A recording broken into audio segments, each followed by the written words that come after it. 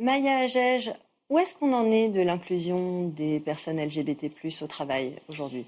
Alors, apparemment, plusieurs articles de presse nous parlent de atteindre un plafond concernant l'inclusion des personnes LGBT et ils reprennent le baromètre Out at Work qui est réalisé par le Boston Consulting Group en partenariat avec TETU. Selon cette étude, la proportion des sondés ayant caché ou volontairement omis de révéler leur orientation sexuelle ou leur identité de genre est passée de 34 à 45% vis-à-vis des autres employés. Donc, on se révèle moins et c'est passé de 26% à 35% vis-à-vis des clients de l'organisation.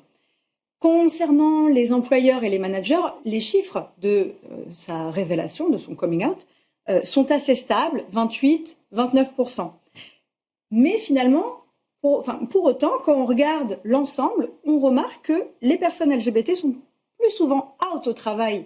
Donc entre 2017 et 2025, ça a augmenté, mais par contre auprès de moins de gens. On réduit le cercle des personnes à qui on le dit. Ce qui nous intéresse ici, c'est la notion de visibilité. Parce que ces personnes LGBTQIA+, tout autant que les alliés, sont plus ou moins visibles. Et la question de la visibilité, elle est d'autant plus importante que d'après le baromètre de l'autre cercle 2024, 20% des personnes L, G et B, donc lesbiennes, gays et bisexuelles, n'activent pas leurs droits, faute d'avoir osé justement faire leur coming out au travail.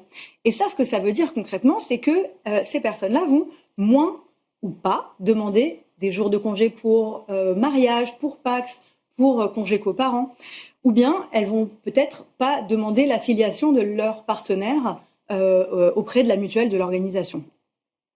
Oui, donc c'est quand même un enjeu qui est très important, celui de la visibilité. Comment est-ce qu'on lutte contre l'invisibilité qui semble quand même creuser un sillon grâce aux rôles modèles et aux alliés?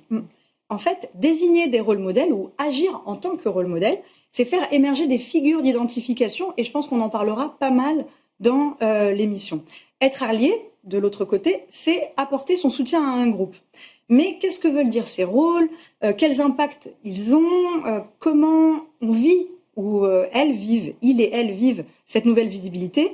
Voilà, ce sont plein de questions qu'on peut se poser et qu'on va, j'espère, aborder tout à l'heure. Il y a des questions auxquelles on ne peut pas répondre tout de suite parce qu'en 20 minutes, on n'a pas le temps, mais je les pose quand même. La question de l'essentialisation de ces personnes en étant LGBT, est-ce qu'on est que LGBT? Ou encore la question de l'impact organisationnel des stratégies d'alliés. Au moins, on aura posé les questions et ensuite, chacun pourra trouver les réponses. Merci beaucoup Maya Agege. Avec plaisir. Avant d'entamer nos échanges avec nos invités, je vous propose de découvrir le reportage que nous avons tourné lors de la cérémonie de l'autre cercle le 30 septembre dernier, cérémonie des rôles modèles et alliés LGBT+ 2025. Bon visionnage.